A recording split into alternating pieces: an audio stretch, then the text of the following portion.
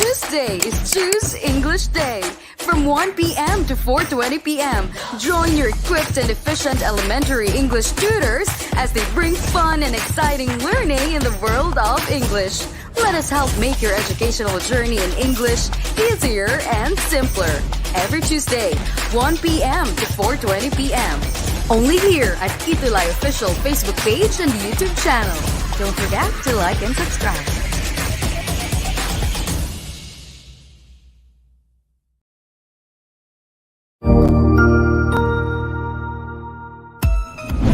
Mabuhay! Good day to all! I am your tutor Madge. Welcome to ETUlay, a free online tutorial, an initiative of the Department of Education, Information and Communications Technology Service, Educational Technology Unit, ICTS EdTech.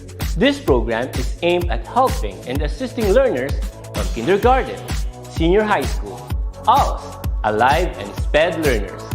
Aside from answering the modules, the ETUlay is offering programs which you will surely look forward to. Together with our parents and teachers, the ETUlay will bridge the gaps where difficulty and ease meet in learning new knowledge and skills. So, let us prepare our modules, pen and paper. Ready your mind to see and hear worthwhile and interesting lessons. Let us now study and learn, together with our volunteer online tutors. Tara na!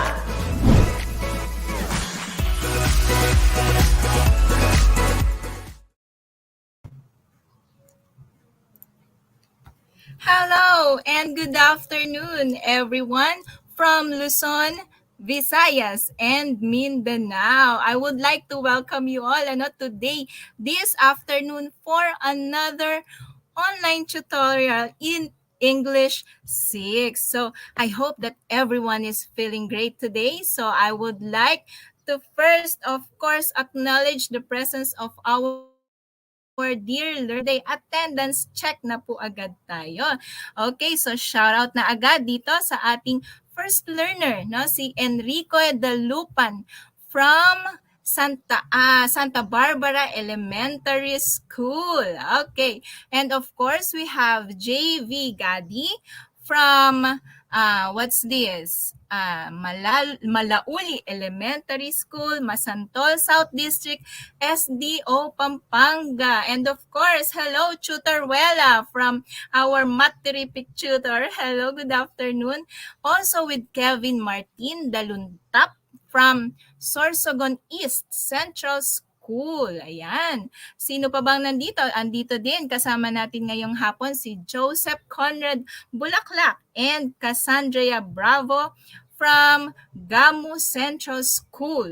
Ayan, ang daming nanonood sa atin ngayon. That is why we are so excited na po, for our session for today. Alright, so here with me is Tutor Jazz na medyo nasa biyahe pa yata. So we will miss you today, Tutor Jazz. No, so pagtiyagaan niyo po muna ang inyong lingkod. So I am Tutor Net from SDO Pasig City San Lorenzo Ruiz Elementary School. And of course, today we are already in week 2. And so, alam niyo ba, trivia muna tayo, no? Dahil today is Choose English Day. No, it is not just Choose English Day today, but also today is what we call, um, anong tawag dito? Tuesday. That is why we call this Tuesday, because today is February 22, 2022. Okay. So let's move on now. I would like to send my to our development team of the self-learning module that we are going to use this afternoon, quarter 3, self-learning module 2. And our topic is all about provide evidence to support opinions. Okay, so from the writer, editor, reviewer, the layout artist, the management team from SDO Pasig City. Okay, thank you very much. And of course, I would like to acknowledge also our laudable output from our week 1 additional activities. Of course, nandito yung mga gawa ni Lorraine Villanueva. We also have from Jiro Alexander C. Flores. Ayan, we also have from Adrian Ray Rivera. We have also Maria Arian May B. Zacarias. We have Cassandra Bravo. Ayan, nandito din yung gawa ni JV Gadi. Okay, so thank you very much and congratulations to our dear learners na talagang nag-extend ng kanilang effort on doing their additional activities. Okay, so learners, our English warriors, are you now ready for our quarter 3, week 2 online tutorial in English 6? And our topic for today is, yes, to provide evidence to support opinions. All right. But before that, of course, we need to know what is our objectives for today. So after going through this episode, our online session for today, you are expected to, number 1 is to provide evidence to support an opinion. Another one is to write an opinion and supporting evidence. Okay, and the third one is, of course, to identify practices that promote health and safety. So those are our objectives this afternoon. Now, let me see what have you learned from the past lesson and of course, what you already know with our topic for today. Okay, let's start with our first activity. Okay, so the direction is we are going to read the passage and put a check mark for the evidence that supports the opinion below.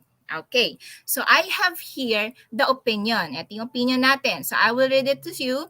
The opinion is, I believe that this pandemic has brought good things. Okay, that is the opinion.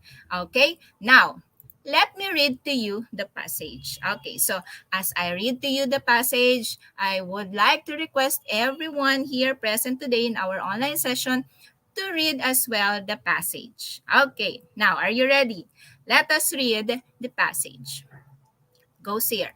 COVID-19 has changed our way of life. During the lockdown, we were able to be with our loved ones longer than we normally did before the quarantine. Parents had time to cook for their children. Children got to spend watching television shows and playing games with their siblings. And most of all, we've got the chance to help other people, especially those who need food to survive. Okay, so that is the passage that we have read. So I'm going back to the opinion that I have shown you a while ago. So the opinion is, based on this passage, this becomes the opinion. I believe that this pandemic has brought good things. Now, what you're going to do is what? To put a check mark for the evidence that supports the opinion below. Di ba, binasa ko yung passage sa inyo. And then here is our opinion. Now, I'm going to give you sentences. You're going to put a check mark, no, if the sentence provide evidence to the opinion. Okay, let's check Number 1. COVID-19 has changed our way of life. Tingnan nga natin. Ayan, ang dami na agad sagot.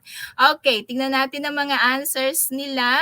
Nako, ang dami ko na nalagpasan. Okay, Francis Ryan Andres, check. Roxeline Aderol, check. Okay, so most of you answered it, check. Okay, as well as Cassandra Bravo, JB Gadi, Eliza Jane Atrigino, alright? Ayan, Lara Jane Cardenas. Okay, so ang daming sumagot ng check. Okay, as well as Trisha Denise Estanislao. Lara Jane Cardenas. Okay, let us see. Our correct answer is, of course, that is evident in our passage. Okay, very good, children. Okay, now let's move on to number 2. During the lockdown, we were able to be with our loved ones longer than we normally did before the quarantine. All right, is that being evident to our passage? Okay, let us see your answers. Is that a check, check, check? Okay, let us see. Number 2 na tayo ha, Kevin Martin. If it is not evident, you mark it X. Okay? So if it is evident, put a check. If it's not, okay, you put X mark. Okay? Okay. Next, sige, tignan natin ang inyong mga answers. JV Gadi, check. Adrian, check. Angelique Marie Salazar, check. Okay. Let us see our answer. Oh no, that is not being told in our passage. Okay, next. Number 3. Parents had time to cook for their children. Okay. What is that? Okay, number 3. Let us see. Sige nga, number 3, is that evident on our passage? Parents had time to cook for their children. Nabanggit ba yan doon sa passage that supports an evidence for the opinion, I believe that this pandemic has brought good things. Nabanggit kaya doon? Okay, check or cross. Cross it if it is not evident in our passage. Okay.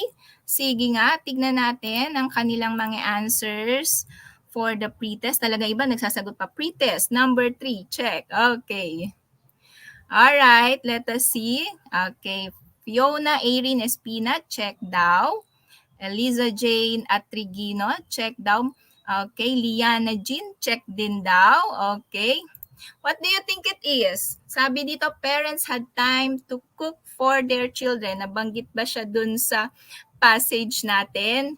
Oh no. Okay. Next. Oh, I think it is being, I stand corrected on number 3. Okay. Yes, it is being said in our passage. Okay. So your answers are all correct.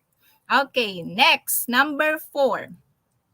Children got to spend watching television shows and playing games with their siblings. Okay, so what is that? Tignan nga natin. Meron na agad nakasagot si Andrian Ray Rivera. Okay, that is checked. Liana Jean V. Agoot. Okay, that is also checked. Okay. Ayan, Kevin Jane Cardenas. Okay, that is check. All right, Gwyneth Angeline. Okay, Denise Lopez also says check. Okay, ayan. Up. Okay, and so our correct answer is, let us see. Nawala po yata yung aking wait lang, I'll just check my PowerPoint.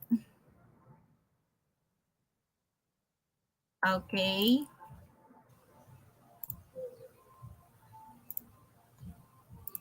Nawala po yata yung aking screen.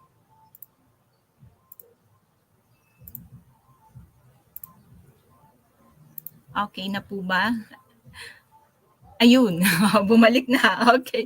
So our answer is, okay, I'm so sorry about that. So sometimes meron talaga tayong technical glitches. Okay, and so we're back. Our presentation is back. So number 4, your answers are all correct. Of course, no? Totoo naman yan. Children got to spend watching television shows and watching and playing games with their siblings. Okay, next. Let's move on to number 5. Ayun. Okay. And most of all, we got the chance to help. Okay. And then the answer is already there. Okay. So, tignan natin mga answers nyo, of course.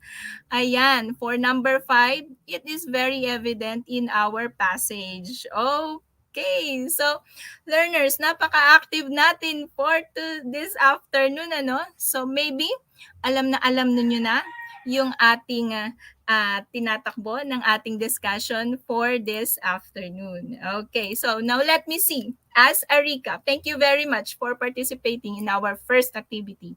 Now let's move on to our recap. All right. So these are the things to remember on how to make a report on differing viewpoints. So as you remember, this was the lesson tackled by Tutor Just last week. Okay, so number 1 is the report must have a single generalization that serve as the focus of attention, and that is the topic sentence.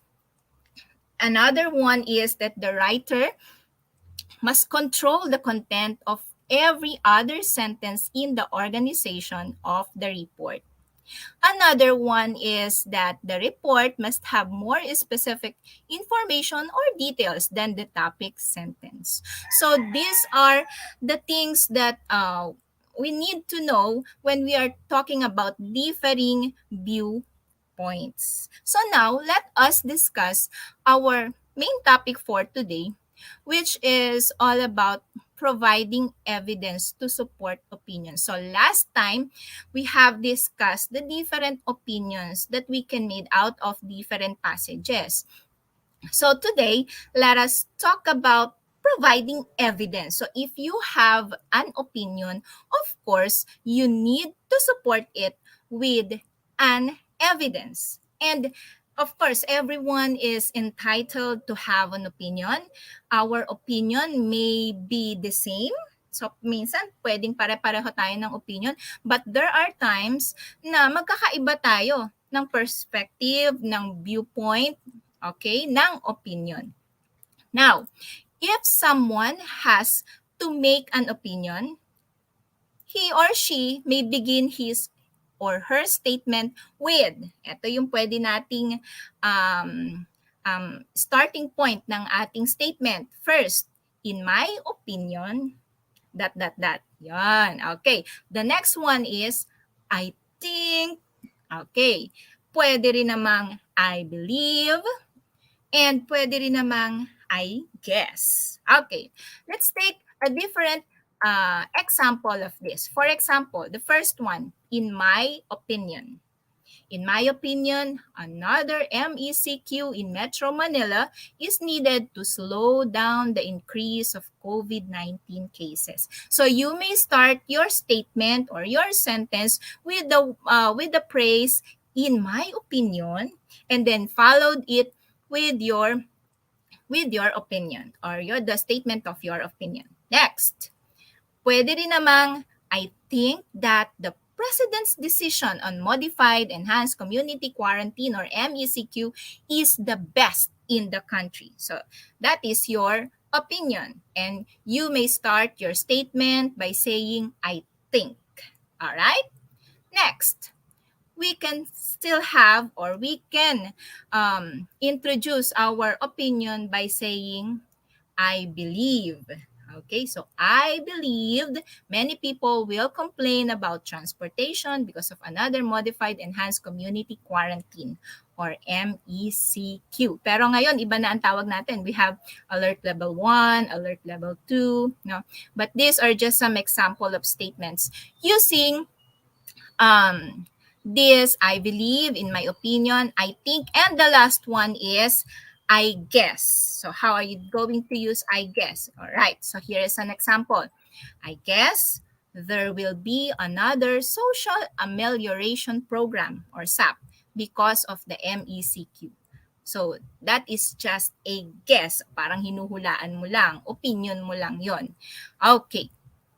Now, let's see. So when someone is giving an opinion, of course, there should be, enough evidence to prove that his or her opinion is true so that he or she may convince others to also believe in it, especially when you are saying it to other people, you're posting it in social media. Maybe your opinion should have a supporting evidence. For what? To persuade other people to believe in your statements. So when we read or listen to someone's opinion, we look for what? Proof or evidence whether the opinion is true or not. Okay? Because it is easier to believe in an opinion if there are more pieces of evidence. Hindi lang yung basta masabi mo lang, no? You should supply your statement with fact, no? Evidence, no? Kailangan yun ang mayroon ka when you are making your statement. Now, let us have a guided practice number 1. No? Dito, papakita ko lang sa inyo. Dito sa guided practice, papakita ko lang sa inyo on how you're going to supply a evidence based on the opinion and the passage. So for guided practice number 1, let us read the passage and let us find the evidence to prove that the opinion is true. Okay? Sige. I hope you are still listening, everyone, ha? Okay, let us see. First, okay, eto, babasahin ko muna sa inyo. Okay, and listen carefully and also read along with me. Okay, the pandemic has brought many challenges in our lives, like loss of jobs, limited transportation, and food shortages, most especially to poor families. Some people became hopeless because of the situation, but there are things that we can do to avoid the spread of the virus.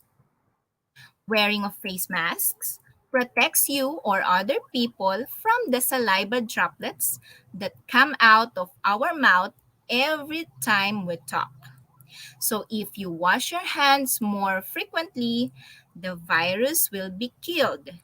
When you observe physical distancing, the virus will not be transferred to others or vice versa. And if you stay at home, there is no chance that you will get infected and eventually the virus will be gone. The sooner we act on this, the sooner we will become virus free. Okay, so I hope you have listened to medyo long passage, but the opinion is this. In my opinion, we can win over COVID-19 even without the vaccine. Yan yung naging opinion. Now, if this is the opinion, how can you prove your opinion? So how can we fight and win over the COVID-19 virus? Okay, ito yung mga nakalagay doon sa ating passage.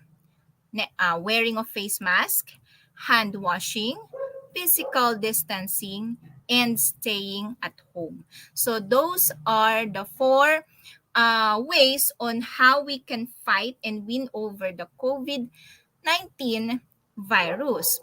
But it doesn't mean ito ay isang example lang disclaimer. I am not saying that vaccine is not helpful Of course, everyone is being encouraged to be vaccinated. Lalo ngayon, meron ng vaccine for ages 5 to 11 years old. So if it is already available into your locality, please go get one. Okay, next.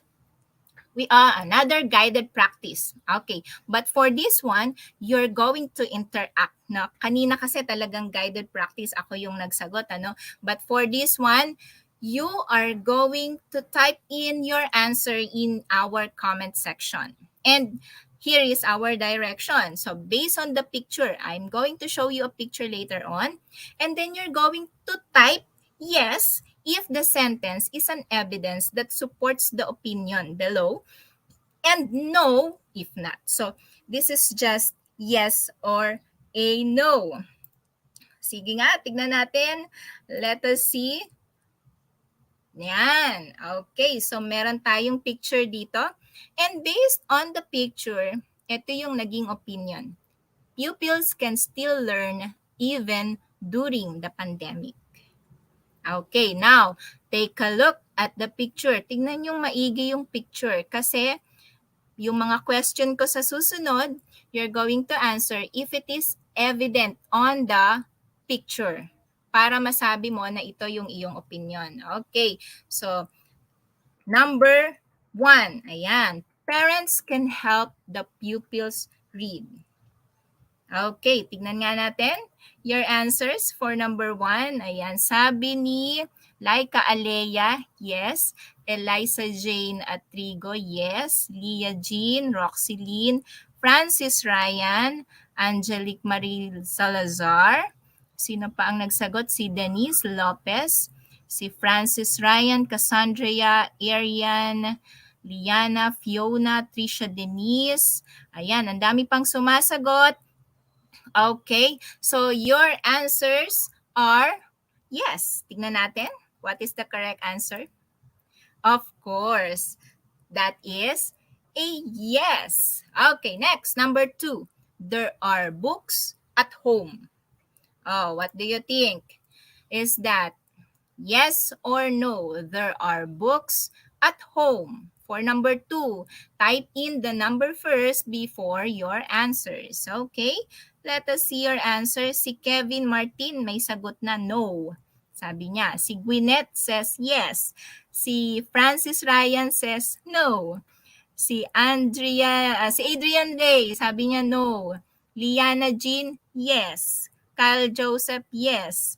Angelique Marie, no. Let us see. There are books at home. Nandun ba sa picture yon? Yes, of course. Nakita naman natin, there are books at home. Okay. On the picture dun sa picture na pinakita ko sa inyo kanina, you are going to base your answer on the picture that I have shown you a while ago. Kaya sabi ko sa inyo, titigan nyo maigi yung picture. Okay, next, number 3. The pupils are reading their books. For number 3, the pupils are reading their books. What is that? Is that a yes or no? Okay, si Adrian nagsagot na agad, sabi niya yes. Si Denise Lopez, say yes. Liana Jean, yes. Cassandra, yes. Arian Jane, yes. Aba, puro yes ang nakikita kong sagot. Okay, let us reveal the answer now. Okay, so of course, that is a yes. All right, next, number 4. There are limited learning materials at home. Okay, nakita ba yan dun sa picture? That there are limited learning materials at home. Sige nga, tingnan natin ang inyong mga sagot for number 4. Number 4 na tayo, children. Come on, number 3 pa rin ang nakikita ko. Okay, number 4. Ayan, si Trisha Denise says yes. Si Andy Michelle Ampayo sabi yes. Si Cassandra Bravo, yes din daw. Uy, may sumagot ng no. Sabi ni Kyle Joseph, answers no. Okay, sino pa nagsagot? Si Lara Jane, yes. Angelique Marie, yes. Si Kyle Joseph, no. Okay, let us reveal our answer. And the correct answer is no. Okay.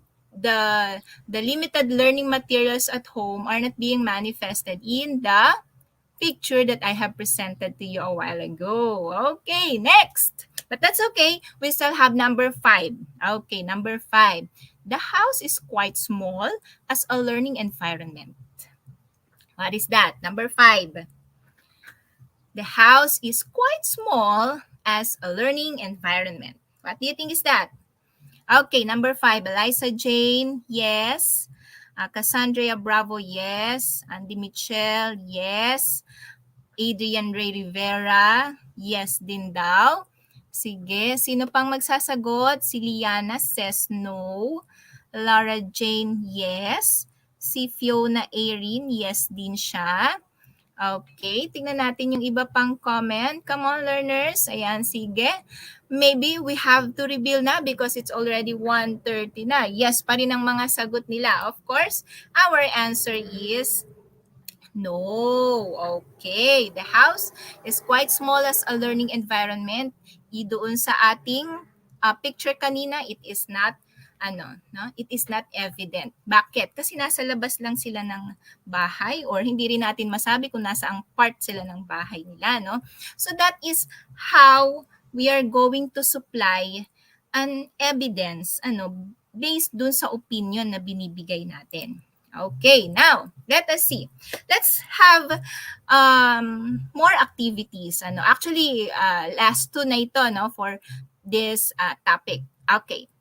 Ayan. So, for this activity, we're going again to read a passage. Okay? And you're going to put a check mark in each sentence if it is an evidence to the given opinion and cross it out if it is not an evidence to the given opinion. Okay, siguro medyo nakukuha nyo na, dun sa iba't ibang activities na ginagawa natin. Okay, let's start with Okay, I will start reading now to you the passage and then later on, syempre meron tayong opinion.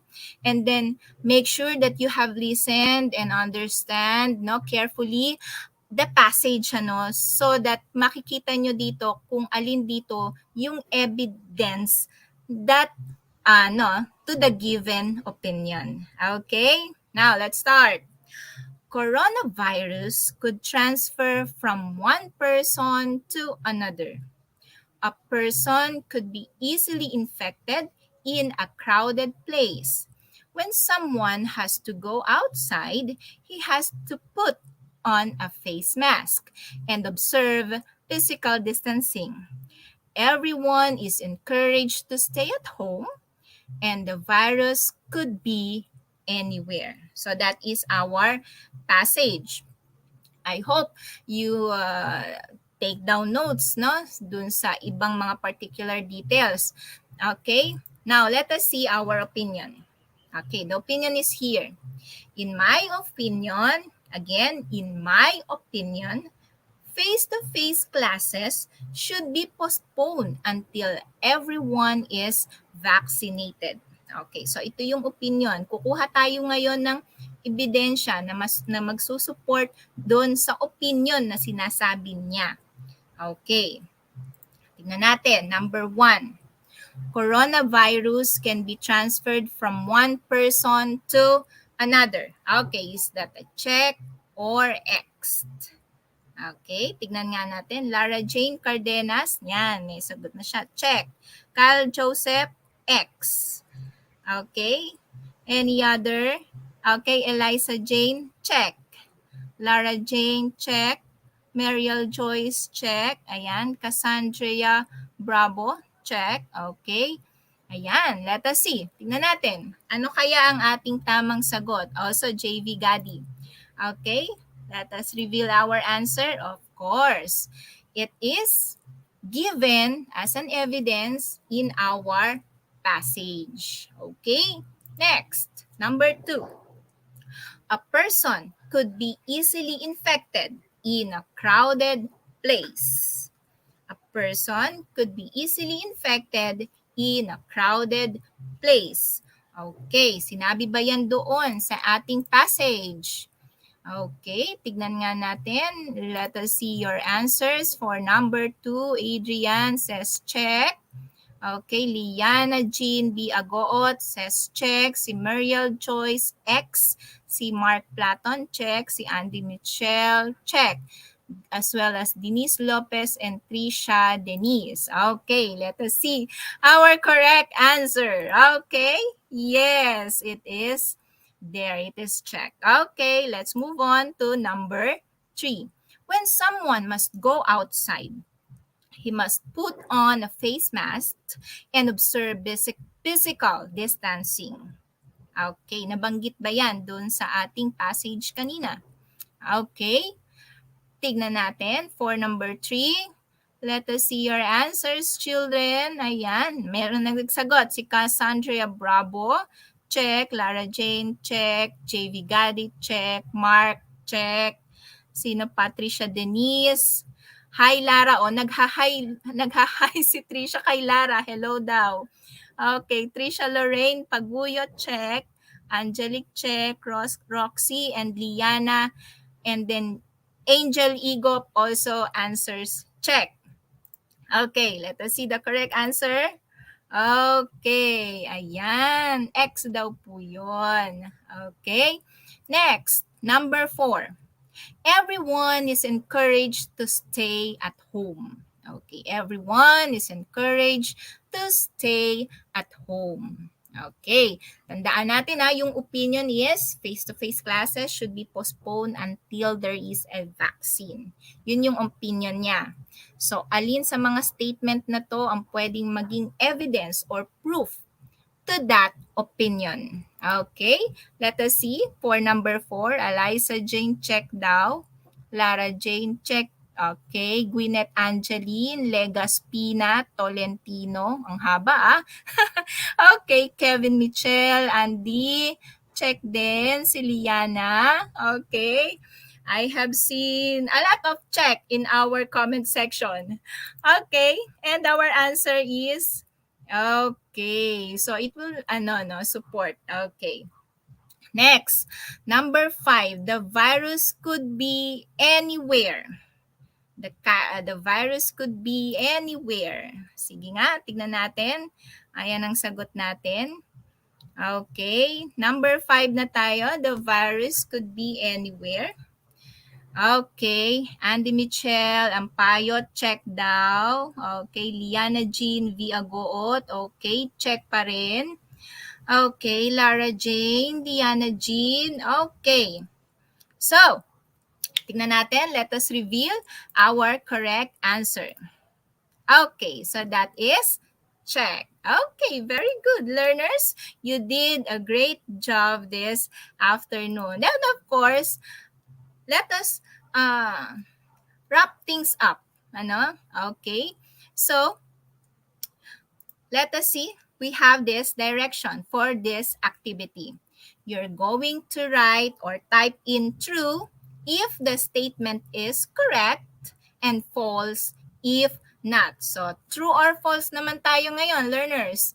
Okay, let's move on. Number 1, opinion. Okay, tingnan natin Opinion is someone's belief or point of view.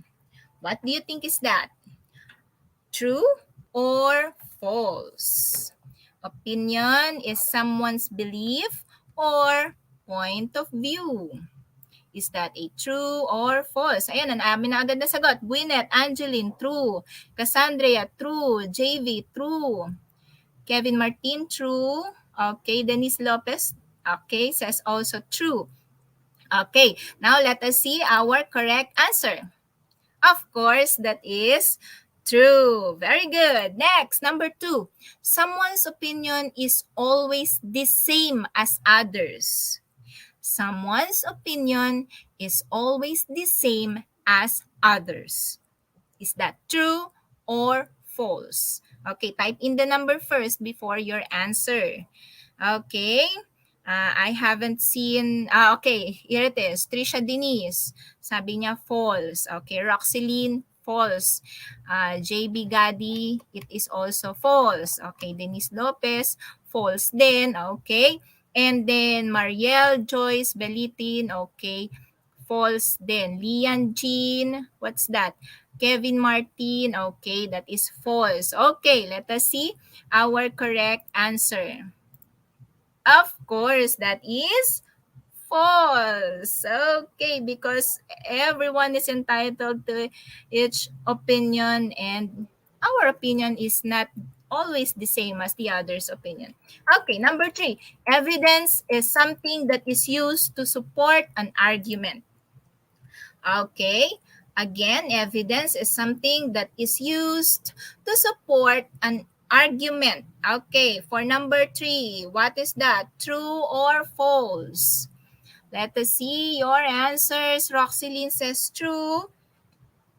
Yes, si Kyle. Oh, what is that? Gwyneth, true. Eliza Jane, also true. Arian May, also true.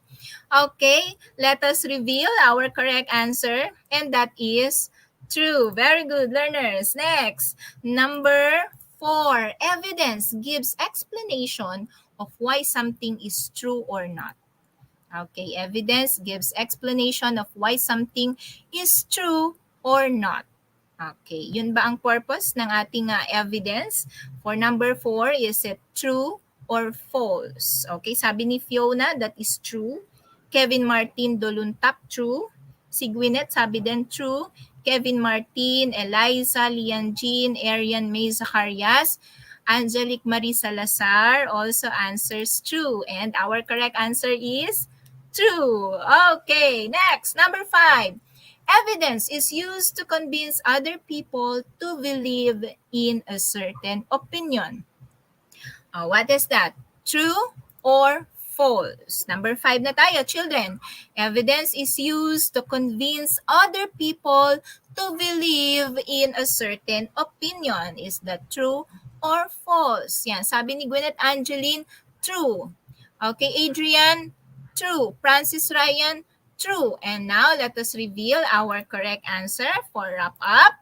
Okay, and that is also true. Okay, so I'm so happy with you, dear learners, our English warriors. Talagang nasusundan nyo yung ating lesson. And so, for our final activity, let us have our post-test. Okay, now let us read the passage and complete each sentence by providing evidence to the following opinions. Ito yung passage natin. Babasahin ko muna sa inyo. And then later on, of course, meron tayong opinion. Okay, let us proceed with our post-test. Okay, here is our passage. John is a healthy boy. He eats nutritious food like fruits and vegetables. His parents make sure that they give him the right amount of food so that he stays fit and healthy. Junk foods like chips and sodas are not allowed in his family. Aside from a healthy diet, he is also involved in several physical activities like jogging and cycling around the village. We can do many things when we are healthy. Okay, so based on this passage, ito ngayon ang ating mga question. Okay, number 1. In my opinion, John is not sickly because, ito na yung pwedeng maging opinion nyo ha, based on the passage that we have read. Letter A, he is an obedient boy. B, he eats nutritious food. Letter C, he lives with his parents. Okay, what do you think is the answer? In my opinion, John is not sickly because A, he is an obedient boy. B, he eats nutritious food. Or letter C, he lives with his parents. Ano kaya? Ayan, ang dami ko nakitang sagot. Sa number 1, ang mga sagot ninyo is letter B. Okay, tignan natin. What do you think is the correct answer? Okay, letter B it is. Okay, very good. Good job. Next, number 2. I think that John does not gain weight because A, he does not like to eat. B, his food is not delicious. Or letter C, he eats the right amount of food. What do you think it is? Tignan natin ang mga sagot nyo for number 2. Okay, make an opinion based on the statement. Okay, let number 2, si Gwyneth C, si Kevin C, si Liana C, si Andy Michelle A. Okay, tingnan natin. Let us reveal the correct answer. Of course, it is letter C because he eats the right amount of food. Now, let's go to number 3. I guess John can't eat chips and drink soda because blank. A, he does not like chips and soda. B. Chips and sodas are not allowed in his family.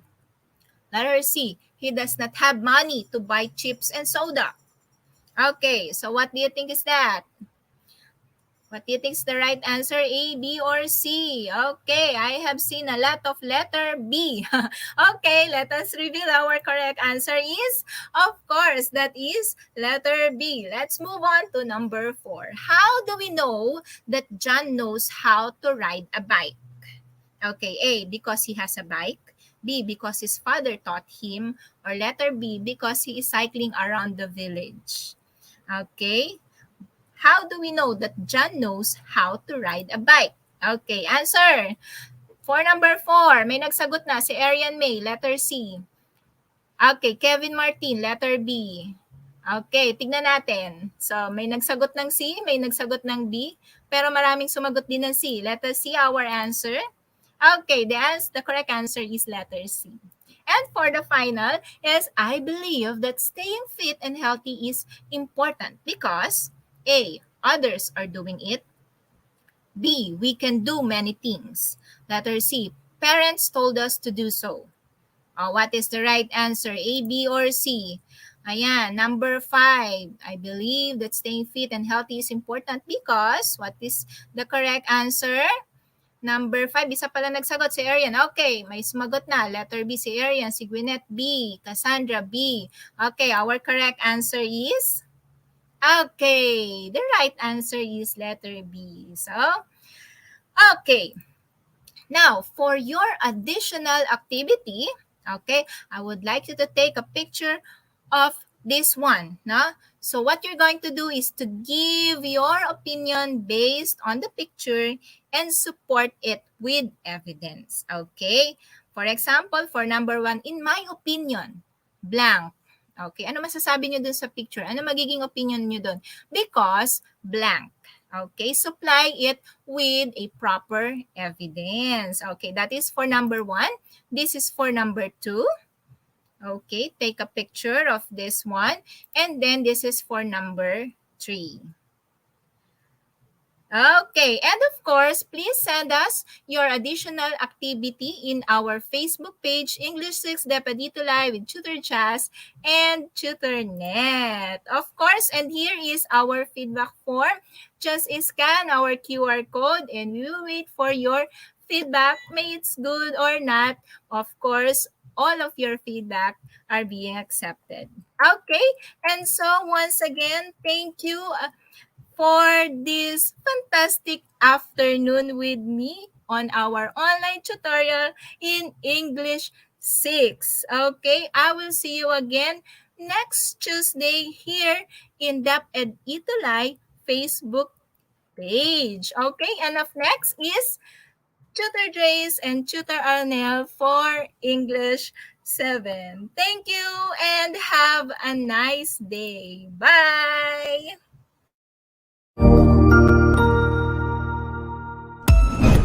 Ang husay naman! Natapos mo ang iyong tutorial session kasama ang iyong mahusay na ETUlay tutor. May bago ka bang natutuhan? I-share na yan gamit ang hashtag #ETUlayLevelUp. Huwag aalis ha dahil may susunod pang programa na pwede mo ring panoorin at salihan dahil naghihintay na ang iyong mga tutors. Happy learning dito sa ETUlay!